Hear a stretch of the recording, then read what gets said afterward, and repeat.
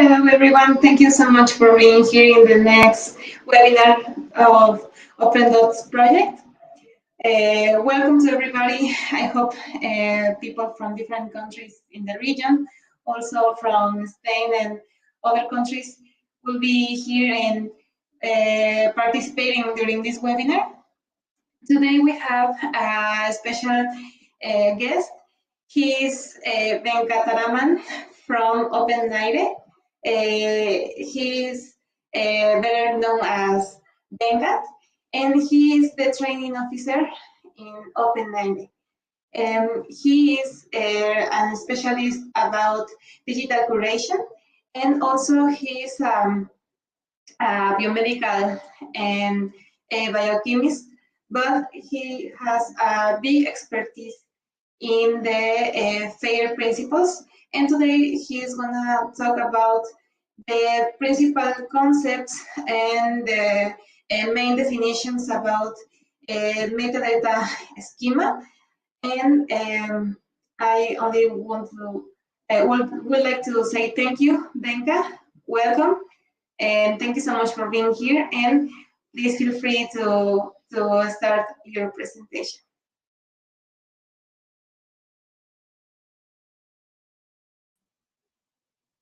Thank you, Nadia, and hello everyone, and thank you for this invitation to speak for you. It's a pleasure to be here. I'm speaking to you from Scotland, so I'm in Edinburgh, much colder than where you are, but I hope things are okay there. I know there's a heat wave. So I'm just going to share my screen. So hopefully you can all see my screen now. Yes, we can. Okay, great. Thank you. So what I'm going to take you through here is just to explore aspects of open science and metadata and research data management. So the title here is Explore the Importance of Metadata, but hopefully you'll see that metadata is at the very heart of good practice in RDM and of course in open science as well. So just a quick note about who I work for, which is OpenAIRE. OpenAIRE is actually primarily based in Greece, but we are distributed, and I work in Scotland, as I say, and many of my colleagues are in other countries across Europe too. But this project started actually quite a long time ago in the 2000s and has built up a reputation in the open science field through various European Commission funded projects, and recently in about 2018 it became a legal entity as well, and that's who I work for, which is OpenAIRE. And we have a membership structure which stretches all across Europe, and you can see a snapshot of that here. And indeed, we try and cater to all of these people from across the continent and indeed beyond as well, as I'm speaking to you here right now. There are two sides to this. Of course, there's a sustainable infrastructure, there's a human and a technical side, and we have communities of practice and federation and interoperability. And we have three pillars of action. One is for services, so there's a lot of services, infrastructure, e-infrastructure that OpenAIRE has built and maintains.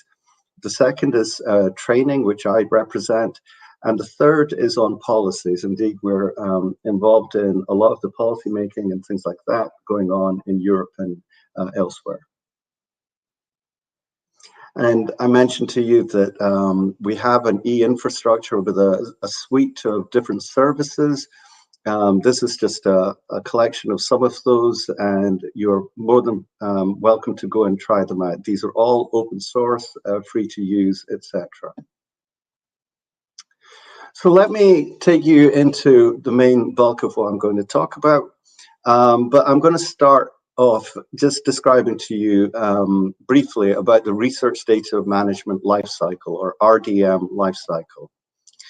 Now, This is a simplified version of what you might see with RDM life cycles. In this case, I've just got 6 things in a circle. But you can see a variety of versions of this same thing. Some are very complicated, some more simplified. But I'm going to stick with what you see here on the right-hand side. Basically, for any given data set, you go from creating it to documenting it, to then analyzing it, ultimately storing it in some way before actually sharing it, and then ultimately preserving it, which in this case means in a repository. So a quick definition of RDM would be that it is the active management and appraisal of data over the life cycle of scholarly and scientific interest. And it is a part of good research practice. And at the heart of that, as I mentioned to you before, what the title of this talk alludes to is that metadata is at the heart of this. And metadata are something that is standardized and in a structured form. And very importantly, and maybe overlooked, it is machine and human readable. It helps to cite and disambiguate data, and documentation and metadata aids reuse. And this is what we're all about when we're talking about open science and good RDM. So you may have heard of something called the FAIR principles, which is really, to me at least, a formalizing of research data management further. So FAIR stands for findable, accessible, interoperable, and reusable. And you can see here that metadata is one of the things that covers all of these 4 letters. But over and above that, we have different things. So persistent identifiers, or PIDs, which allow findability, for example. Open file formats, meaning things that are not proprietary and closed. These allow accessibility of different data. Interoperability is one of the most difficult concepts to understand, and perhaps I'm not going to get into that too much detail right here, but interoperability, or the communication between different repositories, for example, or searches that you do, this requires standardized ontologies, controlled vocabularies, and so forth. And ultimately, reusability, this requires using licenses. So for example, Creative Commons and other types of licenses. By applying these licenses onto your data, you allow third parties to know what they can and, more importantly, can't do with that data. So just to drill down a little further here, imagine that you have all these different data sets, and we call these data silos because they are not able to talk to each other. And this is where that interoperability comes into play. But what we're trying to do is establish common standards across these different silos. And this allows this interoperability to take place. So you can do searches, for example, across multiple databases or repositories and so forth. And the only way to do this is to actually use common standards. So the FAIR principles, as I was shown previously, it stands for findable, accessible, interoperable, and reusable. And if you click on this link here, these slides will be made entirely available to you and free to use. Then you can get a breakdown further of what each of these letters mean. So just to dispel some common misconceptions, FAIR data does not have to be open, and we'll talk about that later in this talk. And the principles do not specify particular technologies or implementations. So it's more to do with the end rather than the way you get there. You can get to the same destination with a variety of ways, but it's really about the destination. FAIR is not a standard to be followed or strict criteria, and indeed it is a spectrum or a continuum. There are different levels of FAIR. And although it started with the life sciences, it does apply now across all fields of research. So the FAIR principles is something relatively new, only came around in a publication back in 2016.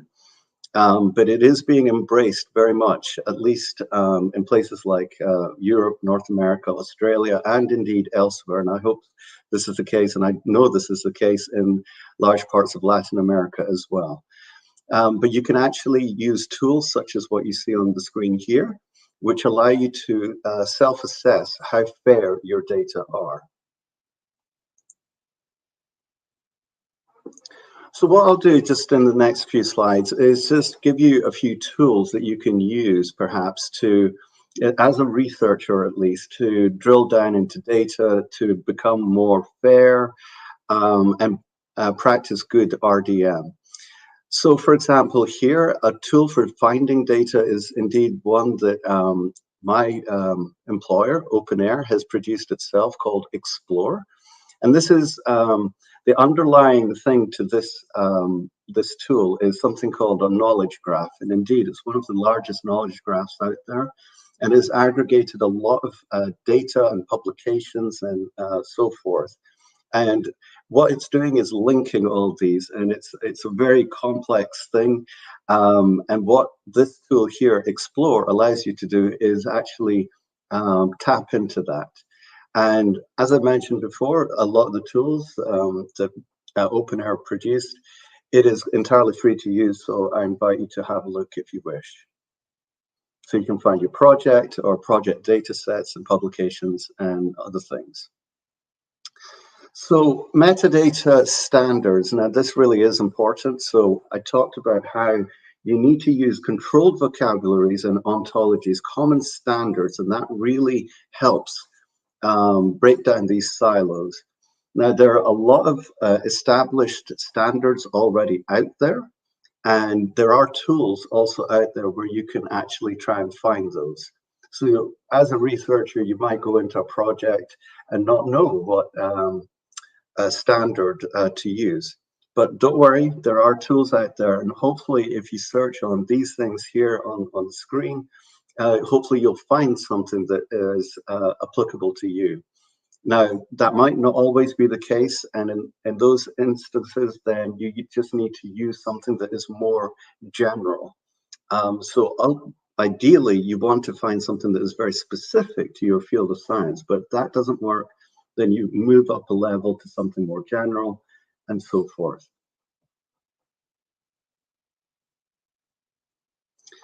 And indeed, there are tools out there for you to be able to decide and choose what licenses to use as well. And I mentioned to you before the Creative Commons, which I'm sure many of you are familiar with, are one of the most popular types of licenses to use when talking about research data.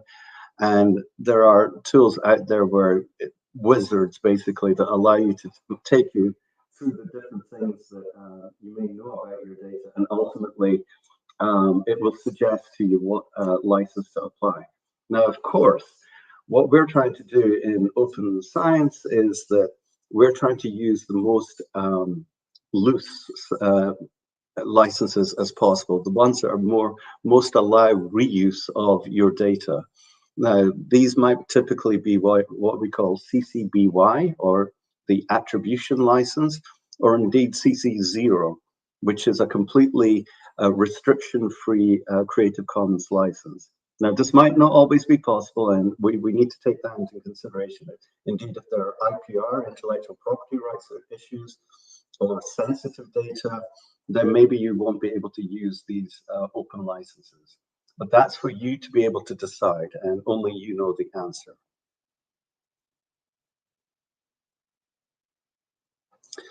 And repositories are the very heart of what we're talking about, really, because this is where ultimately your data will be stored and shared with the outside world. And these repositories use, in many cases, common metadata standards. They have a licensing policy. They use a standard set of file formats and so forth, the things that we just discussed a few moments ago. And so by finding a a suitable repository for your data, one that is preferably specific to your field of research, then a lot of the questions that were asked in the previous slides will automatically actually be taken care of. Again, you might not be able to find a very specific repository for your data, but that's, I'm afraid, something that you will only have to find out yourself. This tool here, for example, is a registry of known repositories across the world, and you can search for a suitable repository there. And hopefully you'll find one. And if you don't find something that's very specific, then as we mentioned earlier, then you will try to use something that is more general. So you get different types of repositories, ones that are domain specific or discipline specific, ones that are institutional, so your host institution might have a repository, or there are the generalist repositories, ones that cater for a variety of fields of science.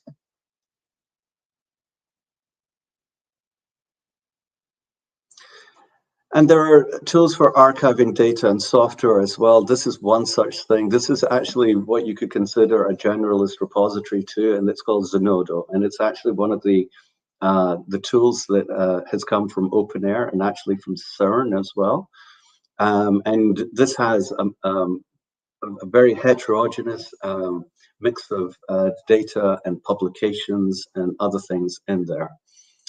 So this also provides DOIs, digital object identifiers, one type of persistent identifier, and this is all very important for the good RDM that we were discussing earlier. And I mentioned briefly earlier about sensitive data, and indeed that is a very, very important field of research, one that involves sensitive data. And of course, you can't always make this data freely available to the outside world. And in these cases, there are a variety of mechanisms that you can use to protect that data before you can share it. For example, anonymization and pseudo-anonymization are one method of doing this. And this is another tool that has come from OpenAIRE where you can do this, and it's called Amnesia. There are indeed other ways of doing this. There are access control mechanisms, there are trusted research environments, and maybe your host institution has something in place where it allows you to analyze and share sensitive data. This is something that you need to check. So moving on from that, I just wanted to quickly give you a few examples about data sharing and openness, because this is really something that I know that a lot of people around the world, outside of places like Europe or North America or Australia, they have their reservations about sharing their data openly. Indeed, between the global south or low and middle income countries and the rest of the world, then there is a disparity and there is a need for equity. And so these are points that are very real and need to be addressed. But I'm here to try and help you understand and hopefully persuade you that data sharing and openness is something that's good for you as well as the whole world as well. So indeed, we're talking primarily, at least, about publicly funded research. And we could call it the crown jewels, that it is actually our data as well. And we need to keep sight of this because many times if research is not published properly or shared to the outside world, then why not if it's been publicly funded? This is as much you and I own that data as much as the researchers who conducted that work themselves. And this really needs to be stressed very much. So yes, why make data available? Well, it was never acceptable really to publish papers without making the data available. And this is really at the heart of what open science is all about. So how do you do this? So let's go back to this RDM lifecycle that we saw earlier. And in a very simplistic fashion, what I'm saying here is kind of reversing that life cycle in the sense that you should be able to share your data at all of these previous time points before ultimately preserving it in a repository. You should be able to share data perhaps when it's created, when it's first documented, when it's first analyzed, the intermediate file types, for example. These can be possible. Not always, but they can be possible. A good example of a field of research where this has been done for indeed decades is astronomy. When the telescope images are taken, a lot of the times those images are made freely available immediately. And only then they are analyzed and some kind of sense is made out of them. And ultimately those results are made available to the outside world as well. Now, this might not always work for all fields of research, that needs to be acknowledged, but it is something to be considered. And hopefully we can all embrace that. And we call this a culture change that we're trying to instill. And yes, it will be a slow change that ultimately will take place. So yes, change the typical life cycle, publish earlier and release more, and papers, data, methods, code, all of these things, they're ultimately digital objects. These should be shared to the outside world. And ultimately, the very cornerstone of what science is about, which is reproducibility, this will be upheld. So I'll just quickly give you a few examples of what good has come from open science. This example here is one called the Old Weather Project. And this basically relates to some paper records from the 1800s of merchant navy ships that used to cross all across the world. And they always kept logs. And what you see here is an example of one of those logs. And what it shows is basically the measurements that were taken back in those days when the ship was crossing the oceans. And that can be now looked at and analyzed in terms of climate research. And this is really valuable. So records dating back from the 1800s all the way through to now, you can look at those and see what the changes have been happening. But this example also is a great one because it's got another thing attached to it. So these records also kept an actual record of who was on the ship as well. Now, this is an example of open science having unintended consequences in a good way. That these records show who was on that ship, and then you can do research on genealogy. This was not something that previously they thought they could use it for, but it had an unintended consequence. And this is something that shows you that by sharing your data, you just never know how your data could be reused by someone else. We can never be sure. Even negative results, they may be of value to someone else and could be in another field of research. So this really helps foster interdisciplinary research as well. A common example that I'm sure you're all familiar with is Google Maps. And indeed, in this example, you can see that before 2008, these images that were captured by Landsat satellites, they were largely hidden to the outside world. But once they were made available, and Google, in this case, used them to create a business, this actually, although it has a commercial interest, this actually increased the use of those images. And this is actually a good thing, ultimately, and it has provided a basis for growing businesses and generated revenue for a variety of stakeholders. So this is a great example, I think, of opening up data and then ultimately having an economic benefit. Validation of results is another great thing about open science. So in this example, for example, some results or data were published by the government here in the UK, as it happens. But actually, there were errors in what was published. And it was only found out, these errors, by actually, because they were made open to the public, there were people that were actually scrutinizing what was published, and they saw that there was an error. And this was how this was picked up and ultimately reported, and this ultimately was corrected. This wouldn't have happened otherwise if it wasn't made fully open.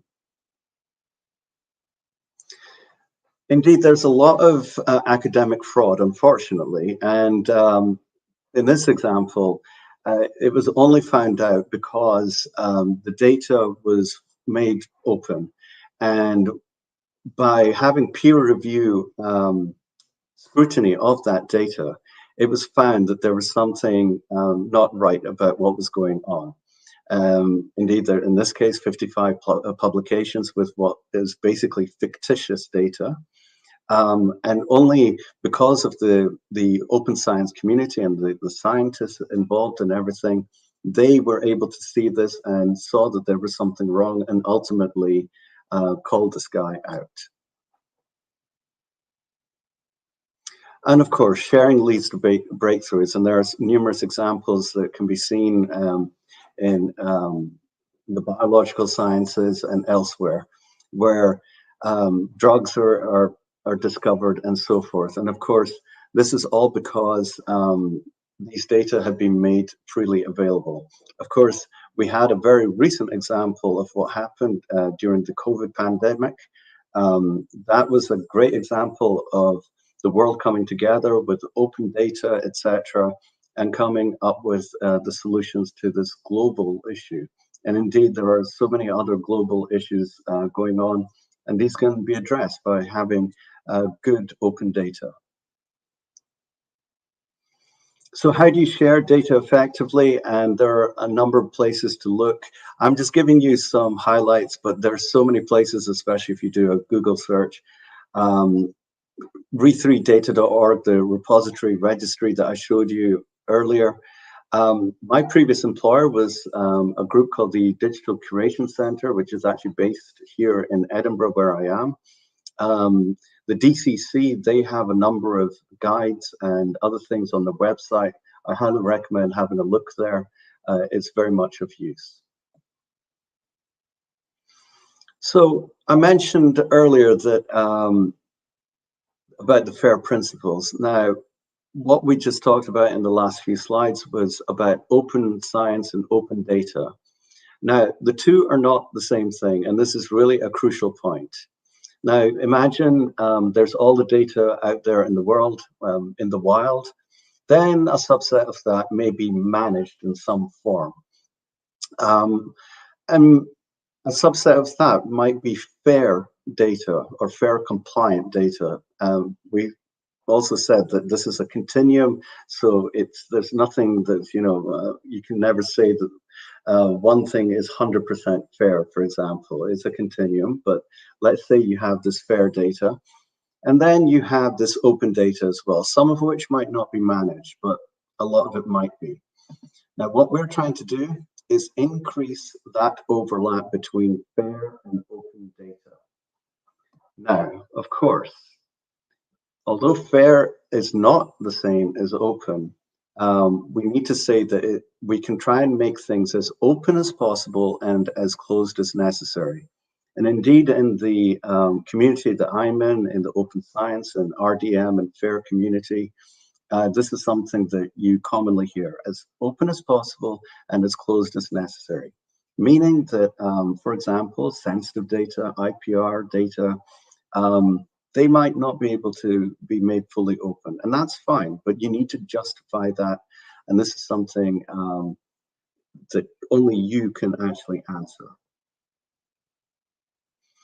So I'm just going to quickly close off with a few sources of information and places that I hope that you can join as well as members. One such thing is the Research Data Alliance, which is actually a totally global group. It has over 10,000 members from across the world. I'm a member as well. They have 2 conferences every year, at least before the whole COVID pandemic happened, and I think they're getting back on track now. But this is a great place to find out more about what I've been talking about and also engage with the community. This is where you'll also find many outputs, things like the metadata standards, things like that. A lot of these actually originated from here, and this is a great community to actually engage with. Foster Open Science. This is a toolkit that was developed a few years ago, and actually right now we're in the process of updating it and going to republish it. But if you want to learn more about open science, about open access, which is a different thing, because that's specifically about publications, licensing, ethics, all these aspects of open science, then there are a variety of courses for you to freely access here as well.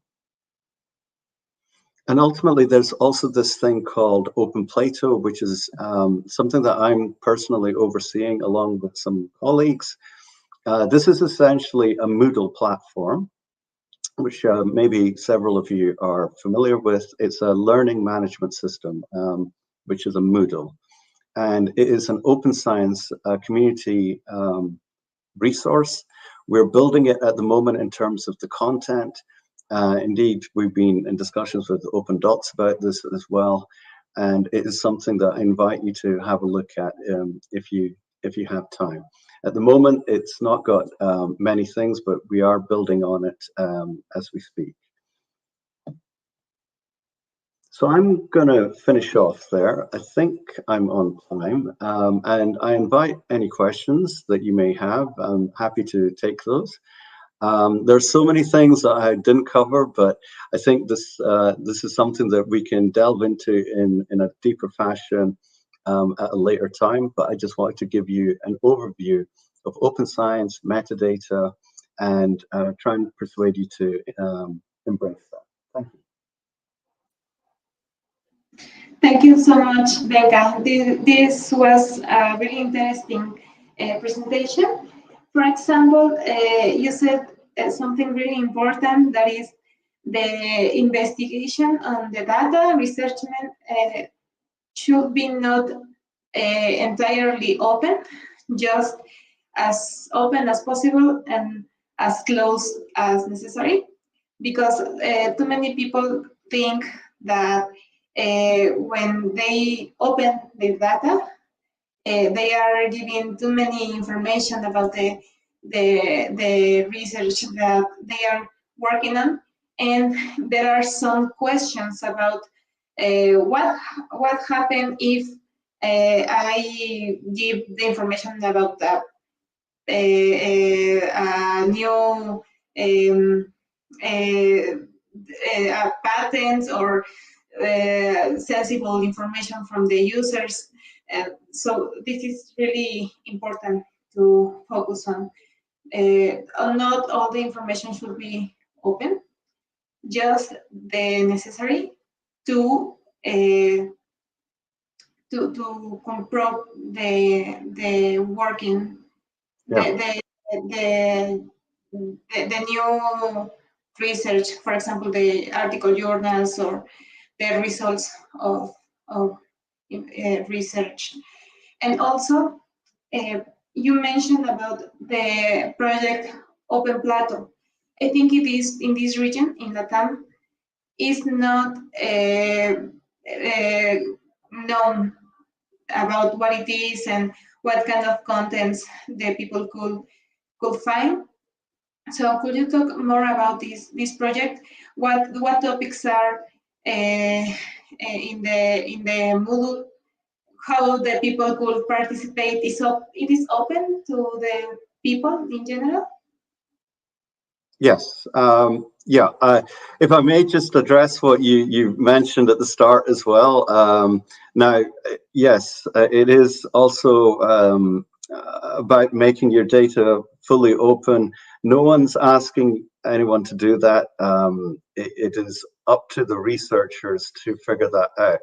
But something that I didn't mention in my presentation is, of course, you need to look at your own institutional policies, if there is such a thing, and also the funder policies, if there is such a thing, about what they expect of their researchers to do. There will be guidelines in place. There may not always be, but you should certainly be looking at those first to know what is expected of you. Because maybe they are asking you to make your data freely available, maybe. And if that's the case, that is very much the case in a lot of the research that's funded here in Europe, America, Australia, and so forth. And I do believe that's the case in many other parts of the world as well. So always keep that in mind, that although you're doing the actual research, ultimately you're working for someone else, and who owns the data ultimately? Because it may be that your institution owns that data and they expect certain things to be done with it. For example, OpenPlato is actually relatively new, so that's why it's still being built and the content's being built. But it is a learning resource for the open science community, regardless of where you are in the world.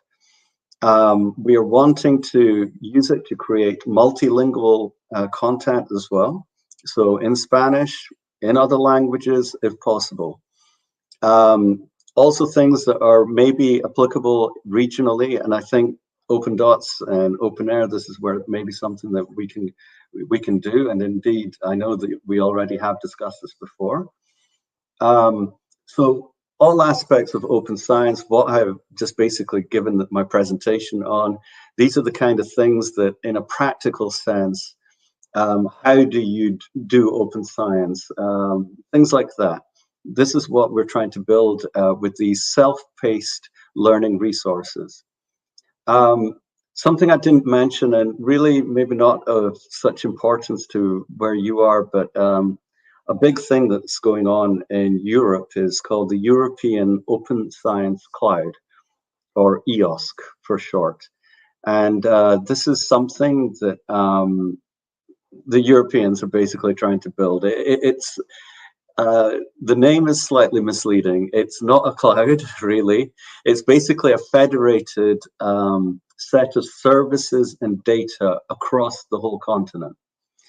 And what EOSC is trying to do is basically give the end users, whether they're researchers or policymakers, whoever they are, some way of accessing that federated services and data. So the reason that I mention this is because one of the things that OpenPlato has successfully negotiated with EOSC is to become the home for EOSC-related learning. So you will actually find learning resources that are going to populate OpenPlato, but that's only one subset. Beyond that, we are also trying to encourage other stakeholders and communities across the world to come along and have a chat with us and maybe use OpenPlato as their platform of choice to deploy learning resources. So this is something, again, this is what OpenDots and myself did. We had a chat about this, and we'll try and take it further. But we encourage others to do so as well, because this is a resource for the community and by the community. So all the content in OpenPlato are asynchronous, right? So the people could join to the project anytime. The resources are self-paced learning, so asynchronous. So they can do it whenever they want to. But we do have some Zoom licenses on the platform so that we can have virtual classrooms. But that's something that, you know, again, it depends on who might want to use that. Could we share the URL in the comments so the people could Yeah, search sure. more about this project? Mm-hmm. And we have one question that the people sent before the webinar. And the first one is about what is metadata? Right. Okay. This is such a messy topic. I hopefully covered some of that in my presentation. But metadata, okay, the definition of metadata is data about data. And it's ultimately the things that aren't the things that you actually captured in a telescope or a microscope, for example. So the bulk of the data is the actual image in that case. But there is some other data that you typically won't see if you look at it in an image viewer. And that data relates to the dimensions of that image, the way it was captured, the exposure, things like that. And those are the metadata, essentially, okay? In this particular example with images. And they describe and document this, the underlying data. And this information is deciphered by computers. And indeed, it can be human readable as well. I mentioned that to you in the presentation. So that it can basically figure out how to display that image. So it is part of documentation. Documentation is always a very important thing when you think about science and when you're in a lab or wherever.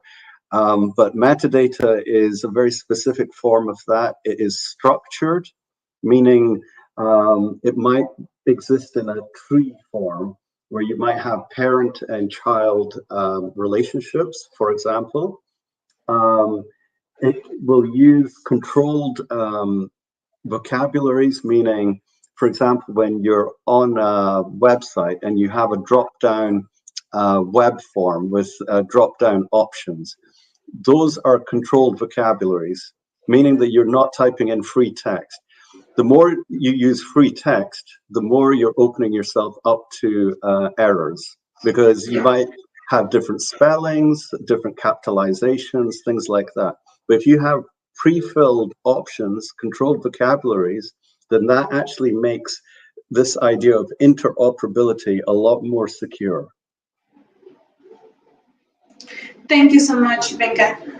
And I think this is really basic concepts, but it is important that these concepts are clear for the people here, because there are too many researchers that are starting with this concept of open science. And one of the questions is, what is OpenAIRE? What is OpenAIRE? Oh, right, okay. Metadata and OpenAIRE. So we are trying to, so one thing I will say right now, I'm an ex-biologist. I'm not a computer person. So a lot of my colleagues at OpenAIRE, they do the really computer-focused work. So I'm going to not go into too much detail because I think I'll do them a disservice. But OpenAIRE is essentially trying to build a suite of services I mentioned to you at the very start. It is an e-infrastructure. That's one part of what OpenAIRE does. And there's a variety of services that allow you to explore data, to anonymize data, other things. And I mentioned this in parts of my presentation. So one of the big things that it is trying to do is create this scientific knowledge graph, or SKG.